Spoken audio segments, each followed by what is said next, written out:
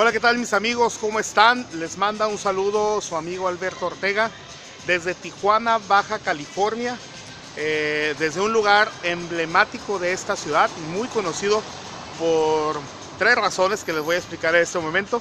El lugar, en primera instancia es porque pues estamos en la Avenida Revolución, es conocida como una de las avenidas más conocidas y más visitadas en el mundo.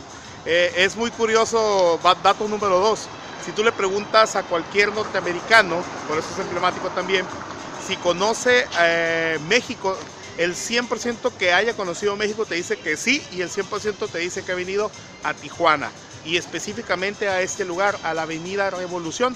Aquí estamos enfrente del frontón del Hialeah, otro lugar icónico de esta ciudad. Y también es emblemática esta avenida por el nombre que tiene, Avenida Revolución, porque esto nos recuerda a la Revolución Mexicana de 1910. A manera de historia les voy a explicar un poquito qué pasaba en ese entonces, en 1908, 1910, cuando estalló este movimiento social. México en aquel entonces tenía un gobierno sumamente que había pasado por muchas crisis y habían arreglado bastantes cosas durante 30 años. Había unos índices macroeconómicos envidiables, teníamos alto progreso científico y tecnológico, había entrado el tren a México, electricidad, exploración petrolera, multinacionales invirtiendo inversión extranjera directa en el país. Y el país estaba en una de sus mejores épocas después de haber vivido un caótico siglo XIX. Pero sucedía algunas cosas muy interesantes. Había mucho dinero en aquel entonces, había bastante dinero acumulado, pero estaba acumulado únicamente en unas minorías. Había unas minorías rapaces que tenían acumulado, ahora sí que el 1% de la población tenía acumulado el 80% de la fortuna que había en el país.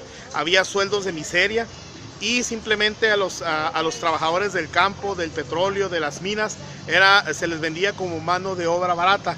No, señoras y señores, no es el 2018, estoy hablando de 1908, cuando estaba la revolución, cuando estalló la Revolución Mexicana. De repente en esa época surge una persona de Coahuila, conocido como Francisco I. Madero, considerado un peligro para México en aquel entonces. ¿Por qué? Porque él hablaba de un mensaje muy sencillo: sufragio efectivo, no reelección. Inclusive se decían, ¿cuál es la solución para los problemas de México? Y él contestaba, sufragio efectivo, no reelección. Al llevarse unos comicios en 1910, en los cuales se lleva a cabo un fraude enorme, estalla un movimiento conocido como la Revolución Mexicana. ¿Y a qué voy con esta historia y con este relato? Hay muchas coincidencias, curiosamente, ¿no? Pero no estamos hablando de 2018, hablamos de 1908, 1910. Hay muchas coincidencias, y hablo de este relato precisamente porque hay una parte en el proyecto alternativo de nación que ha causado algo de controversia, que es conocido como la revocación de mandato. La revocación de mandato se habla en el punto número, lo voy a leer, el punto número 12. El presidente de la República se someterá a la revocación de mandato. A los 2 años se consultará a su gente si continúa o no en su cargo. Y muchos dicen, es que esta persona se quiere reelegir, queremos tener una dictadura. Eso mencionaban hace unas semanas, ¿no? Y hace unos días preguntaban si estaba enfermo y si iba a terminar su cargo, ¿no? Entonces hay como que cierta contradicción.